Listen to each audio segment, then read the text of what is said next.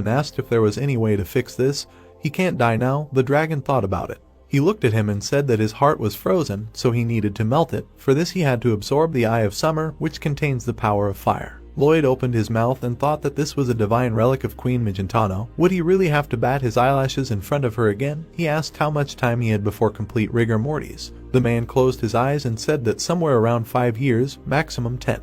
Lloyd looked at him in shock. He exhaled with relief and said that this was enough for him. He would have time to finish earlier. Tyrannus looked at him and thought that he had incredible fortitude. He continued to amaze him. Surely his son in the heart of winter noticed it too. He asked what he needed to finish. The hero replied that it would take him a long time to tell. The dragon said not to leave out any details. He smiled and said that he would help in any way he could. After some time, Lloyd said that he wanted to prevent the prophecy of broken destinies that he saw in a dream, so he was collecting the parts of Aotearoa. Tyrannus smiled and said that he had 2 of its components, Horaki and Takapuna. The hero looked at him in shock. He bowed and said that it might sound impudent of him, but could he give them to him? He replied that he picked up these trinkets in the ruins of the Demon Lord's castle and simply used them as a pillow, so he did not mind. Lloyd smiled and thought that this was luck. He was constantly worried about the thought that he needed to collect 5 parts. He thought that he had collected 4 parts almost in an instant. The last one was Kaiora. Tyrannus thought about it and said that it seemed that Kaiora was with Berkes. He closed his eyes and said that he was studying space-time movements and teleported things back and forth and mentioned that he had once sent Kaiora too. Lloyd frowned and thought what kind of dragon it was, what other dimensions. Tyrannus said what kind of place he had named. Suddenly he remembered.